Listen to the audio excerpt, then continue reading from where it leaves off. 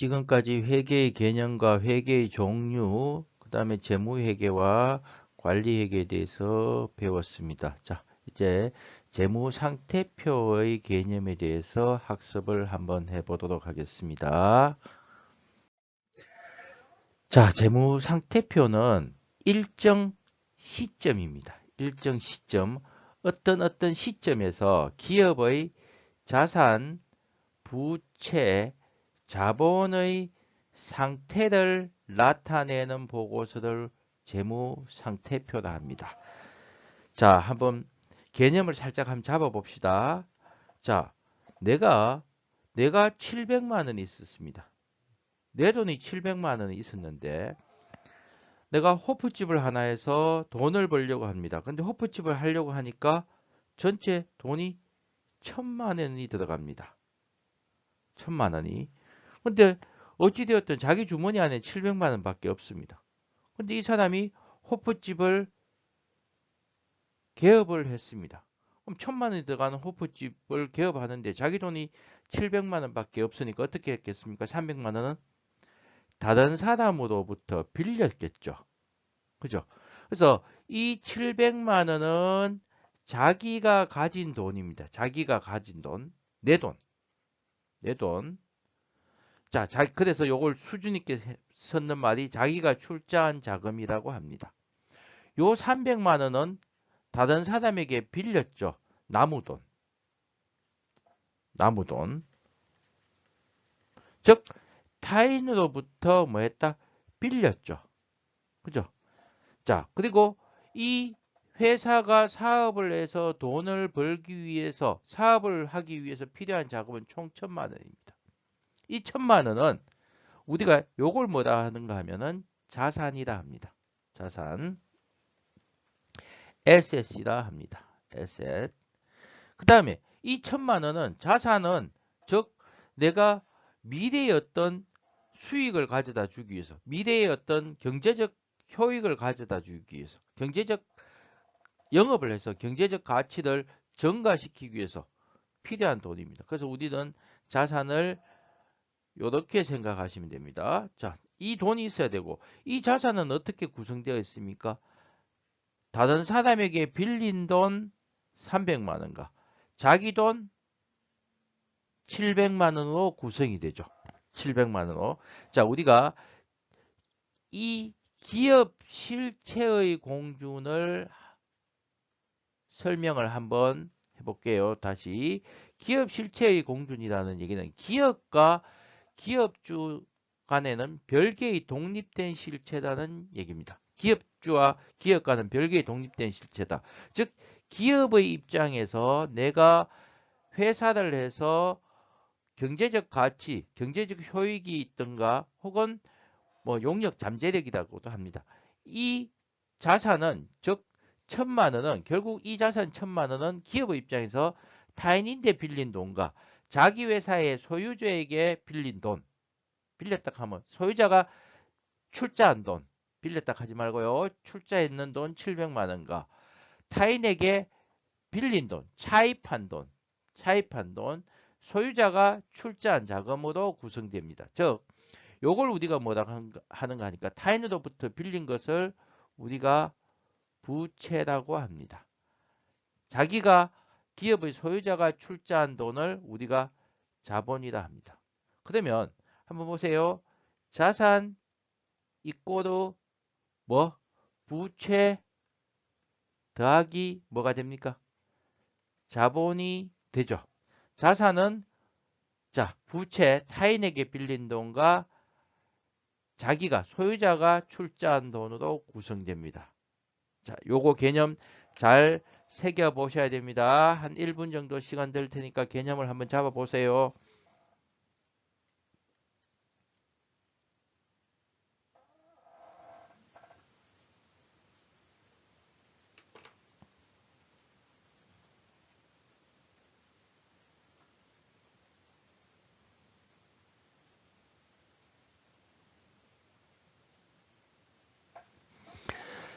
자, 다시요. 자, 내가 700만 원이 있었습니다. 기업을 해서 돈을 벌기 위해서 1000만 원이 필요합니다. 그러면 이 회사를 설립했다면 300만 원은 빌린 거죠. 그래서 기업을 해서 사업을 해서 돈을 벌기 위해서 필요한 것은 자산입니다. 1000만 원.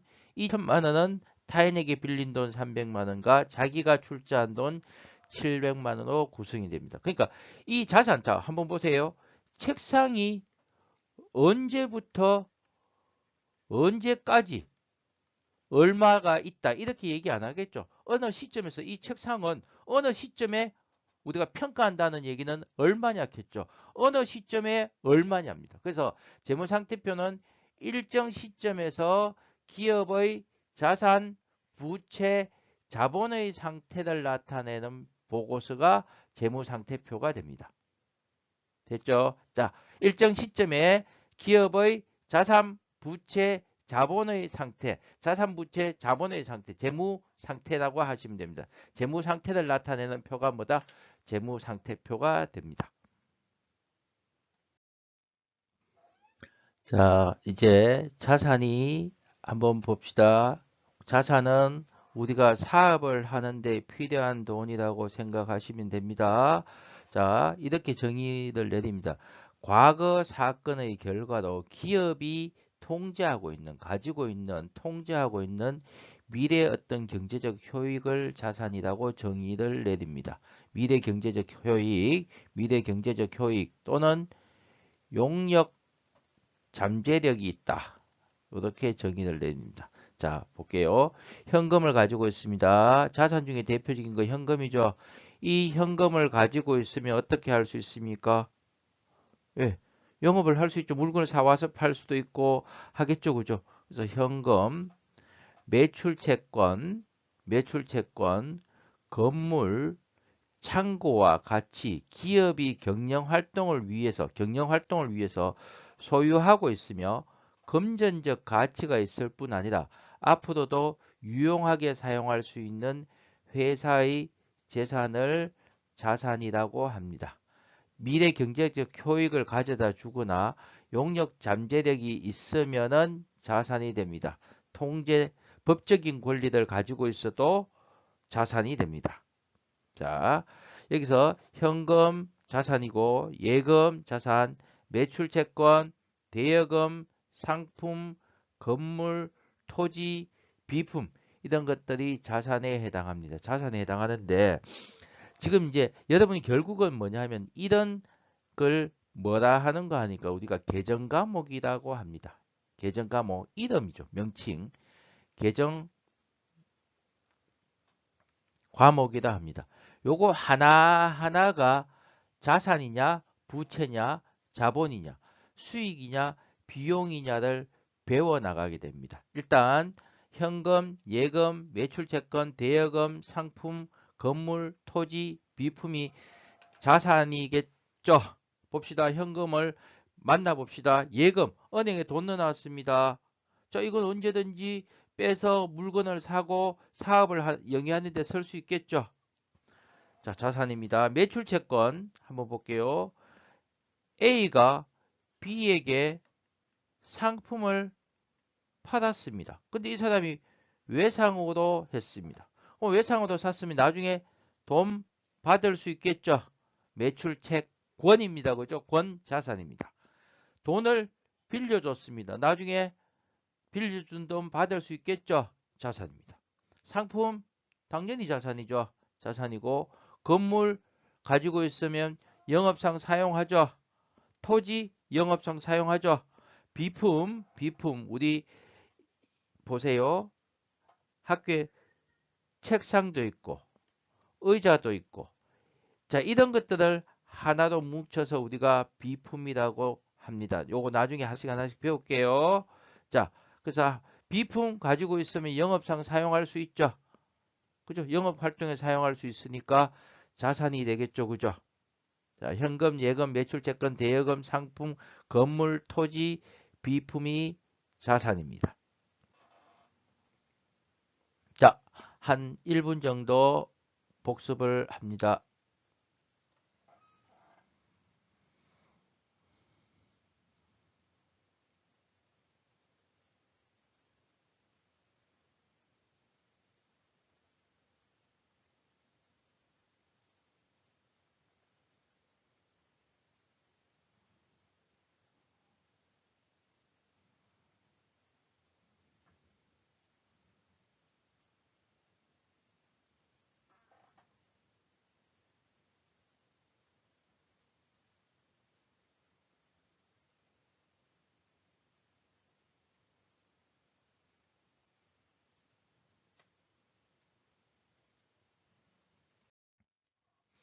자, 자산을 이제 한번 나누어 볼게요. 자산을 우리는 나누는데 1년을 기준으로 나눴습니다. 1년 기준이라 합니다. 1년을 기준으로 1년 이내에 현금화되거나 혹은 다단자산으로 바뀔 수 있다.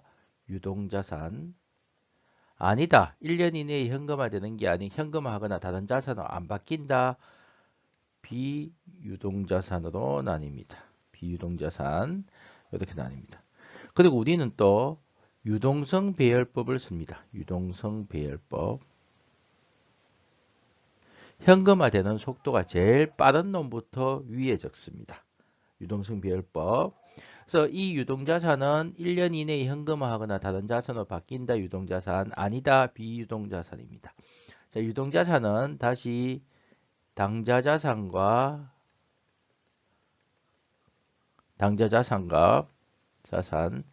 당자자산과 재고자산으로 나뉩니다. 재고자산. 당자자산은 자, 현금화되는 속도가 제일 빠릅니다. 이렇게 보시면 됩니다. 당자자산은 판매를 거치지 않고도 현금화가 됩니다. 재고자산은 자, 판매 활동을 거쳐야 현금이 됩니다. 다른 말로 재고자산은 판매를 목적으로 가지고 있습니다. 판매를 목적으로. 대표적인 게 뭐가 있다? 상품, 또 제품, 그 다음에 반제품 등등등이 있습니다. 요거 세 개만 합시다. 상품, 제품, 반제품 정도만. 당좌자산은 판매 활동을 거치지 않고도 현금화가 됩니다. 제일 빠른 게 뭡니까? 현금이 제일 빠르죠. 현금. 그 다음에 외상으로 팔았습니다. 받을 수 있는 권리가 있죠. 매출채권. 그 다음에 예금이 당좌자산에 해당합니다. 현금, 매출채권, 예금. 재고자산은 상품, 제품, 반제품. 자, 그래서 만약에 여러분이 지금 내가 매출채권이 무슨 자산입니까? 부채입니까? 하면 지금은 자산입니다. 할 수 있겠죠. 근데 이게 더 나가서 매출채권은 자산이면서 유동자산이면서 당좌자산에 속합니다. 까지 나오면은 이제 그게 아마 이번 학기 말 되면 그렇게 나올 수 있을 겁니다. 자, 비유동자산은 유형자산, 영업상 사용하는 자산입니다. 비교적 장기간에 걸쳐서 영업상 사용하는 자산으로 실체가 있다는 얘기입니다. 실체가 있으면 유형자산. 대표적인 게 토지, 건물, 기계 이런 것들이 토지, 건물, 기계 그 다음에 비품 이런 것들이 유형자산에 해당합니다. 영업상 사용하는 자산인데 실체가 없다. 무형자산. 자, 어떤 거? 특허권 같은 거. 상표권 같은 거. 자, 다른 사람의 특허를 사용하려면 특허권 사용료 내죠. 그죠? 아니면 우리가 특허권을 취득할 수도 있죠. 그러니까 실체는 없습니다. 실체는 없지만은 영업상 사용하게 됩니다. 하나의 법률적인 권리죠. 이런 것들 우리가 무형자산이라 하고 그 다음에 기타 비유동자산입니다. 임대보증금 같은 거요. 그 정도 맞아둡시다. 자, 이렇게 자산은 다시 어떻게 우리가 1년을 기준으로 유동자산과 비유동자산으로 구분해서 표시합니다. 유동자산 다시 당좌자산과 재고자산으로, 비유동자산은 유형자산, 무형자산, 기타 비유동자산으로 구분해서 표시하고요. 1년을 기준으로 유동과 비유동으로 구분해서 표시하고 유동성 배열법으로 현금화되는 속도가 빠른 놈들이 위에 옵니다. 우선순. 현금화되는 속도가 빠른 순으로 적게 됩니다. 자, 지금 유동성 배열법 배웠고 재무상태표 작성 기준 구분 표시한다. 1년 기준이라고 배웠습니다. 3개 배웠죠? 3개 배웠고 또 좀 했다가 부채하면서 또 한번 보도록 할게요. 자, 시간을 한 1분 정도, 2분 드릴 테니까 한번 쭉 보세요.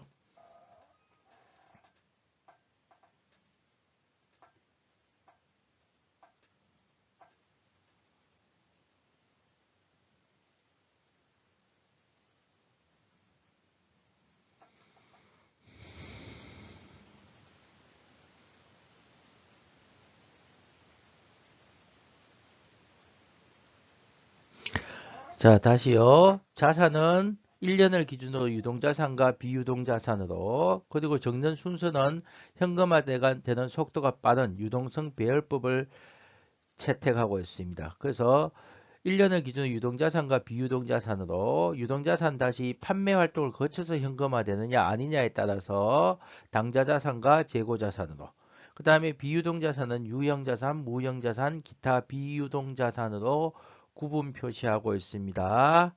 자꾸 입에서 저처럼 자꾸 이야기 하셔야 됩니다. 이야기 한번 말로 한번 하고 다음 슬라이드 보도록 합니다.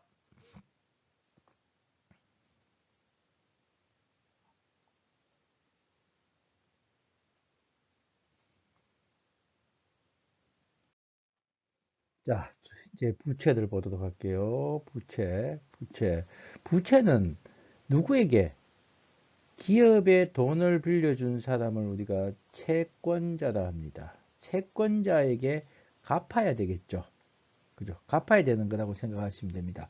과거 거래나 사건의 결과로 다른 기업, 다른 실체에게, 기업도 될 수 있고 뭐 여러 사람도 될 수 있고요. 다른 실체에게 미래의 자산을 인도하거나 용역을 제공할 현재의 의무를 이야기합니다. 자산은요, 자산은 미래의 경제적 효익이 있거나 용역을 받을 수 있는 권리였죠. 근데 이거는 미래의 자산을 인도하거나 용역을 제공해야 될 의무가 됩니다. 부채는. 그래서 우리가 자산 1,000만 원에서 2,000만 원 어떻게 구성되었다? 자, 채권자 거 300만 원, 지거 700만 원 이렇게 이야기했었죠. 그죠? 채권자에게 갚아야 됩니다.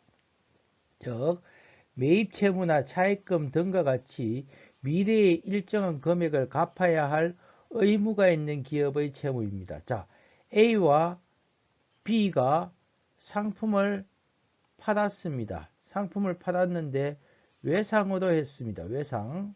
자, 외상으로 했다면, 자, 외상을 했기 때문에 A는 받을 수 있는 권리가 있죠. 그죠? 그래서 이때는 우리가 매출 채권 혹은 우리 수업 시간에는 외상 매출금이라 그래요. 외상으로 팔았다니.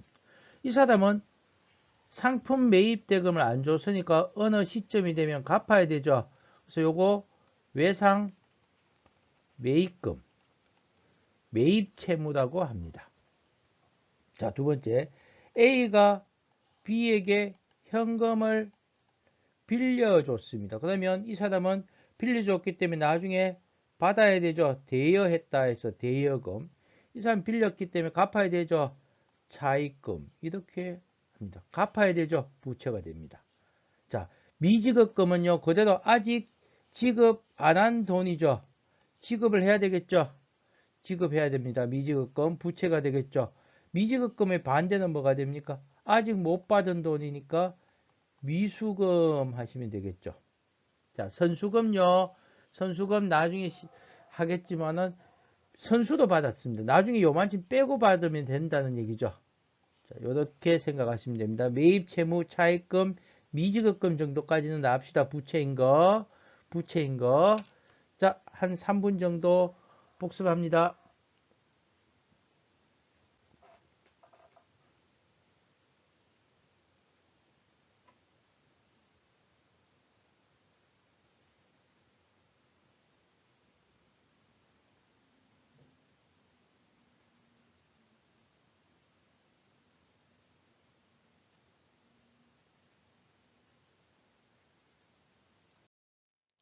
우리 자, 부채도 자, 1년 이내에 갚아야 된다면요. 유동 부채. 1년 이후에 갚아도 된다면요. 비유동 부채입니다. 자, 우리 1년 기준이 중요했었죠. 그죠? 이것도 빨리 갚아야 되는 순서죠. 그죠? 자, 유동부채는 1년 이내에 갚아야 된다. 차입금, 우리 했던 거, 외상, 매입금 정도요. 이렇게만 기억하시고, 비유동부채는 1년 이후에 갚아도 된다. 그래서 장기 차입금, 장기성 하나, 이거 사채만 하나 해놓을게요. 사채. 보통 사채가 장기간 발행이 됩니다. 요거 나중에 설명할 거고요. 사채 같은 것들이 비유동 부채입니다. 자, 근데 요게 있습니다. A라는 사람이 B에게 매출 채권 받을 게 50만 원 있고, 또 이 사람인데 받을 게 50만 원 있고 줄 게 매입 채무가 20만 원 있습니다. 그러면 A가 B에게 받을 거 50만 원 있고 줄 거 20만 원 있기 때문에 나는 그냥 받을 거 매출 채권 30만 원 이렇게 적을 수 있느냐는 얘기죠. 적지 못합니다. 적으면 안 됩니다.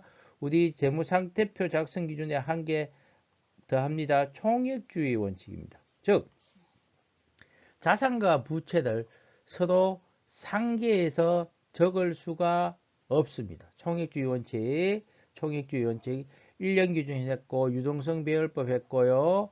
구분 표시하고 있었죠. 구분 표시했고, 자, 총액주의 자산과 부채를 서로 상계할 수 없습니다. 자, 이렇게 부채에 대해서도 한번 봤습니다. 자, 한 1분 정도 복습을 하고 넘어갑니다.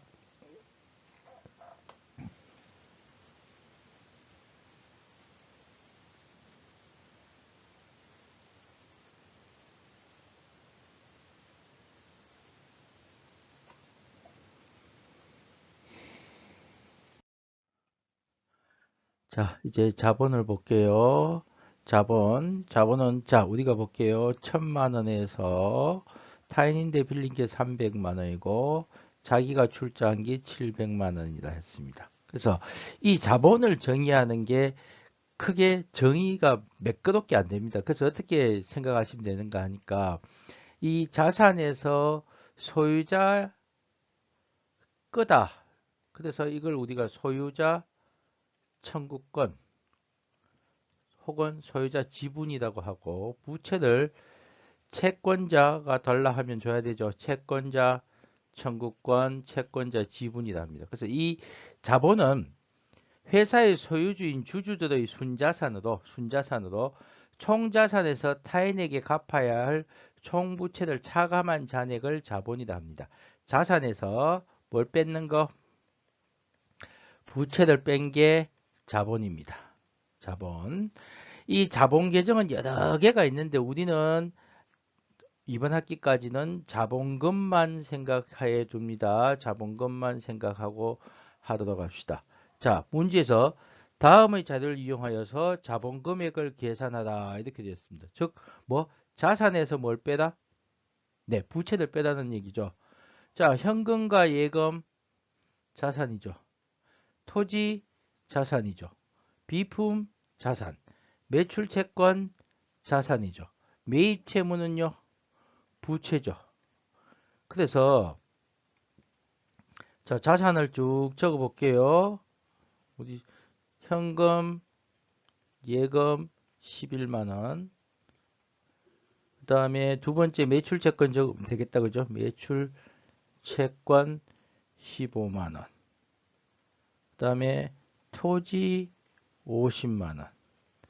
비품 6만 원. 하면 다 합치면 얼마죠? 26만 원, 76만 원, 82만 원이다. 그죠? 총. 부채가 얼마? 부채가 매입 채무 55만 원. 그러면 자본은 얼마요? 27만 원이죠. 자산 있고도 부채 더하기 자본이죠. 혹은 자산에서 부채를 뺀 게 자본이죠. 자, 그렇게 계산을 합니다. 자본은 뭐요? 총 자산에서 타인에게 갚아야 될 부채를 차감한 것을 뭐라고 한다고요?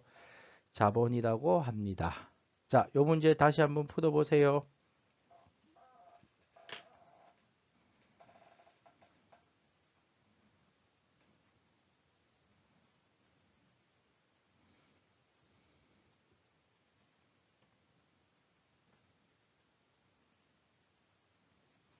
자, 다시 자본은요, 총자산에서 부채를 차감한 것을 자본이다 합니다. 자, 우리 이제 개념적으로 자산도 배웠고, 부채는 LIABI, LIT, liability, LIABILITY, 자본은요, capital, PITAL. 자, 이렇게 개념에 대해서 살짝 배웠습니다. 자, 오늘 배운 거 잠깐 보신다면요. 자산은 미래 가능한 경제적 효익이나 용역 잠재력입니다. 용역을 제공받을 권리가 있죠. 자산은 채권자 청구권인 부채, 즉 용역을 제공할 의무나 미래 경제적 자원의 희생이죠. 그 다음에 자산에서 부채를 뺏는 것을 자본이라 합니다. 자산 이꼬르 부채 더하기 자본. 요걸 뭐라 한다? 자산 이꼬르 부채 더하기 자본을 우리가 재무 상태표 등식이라고 합니다. 자, 그러면 자본은요. 자산에서 뭘 뺐다? 부채를 뺏는 거죠. 요걸 우리가 뭐라 한다? 자본 등식이라 합니다. 자산은요, 부채인 채권자 청구권과 자본인 소유자 청구권이죠. 부채를 채권자 지분, 자본을 소유자 지분이라고도 합니다. 자, 계략적으로 자산이 뭐다, 부채가 뭐다, 자본이 뭐다를 배웠습니다. 쭉 한번 다시 생각을 가다듬어 봅니다.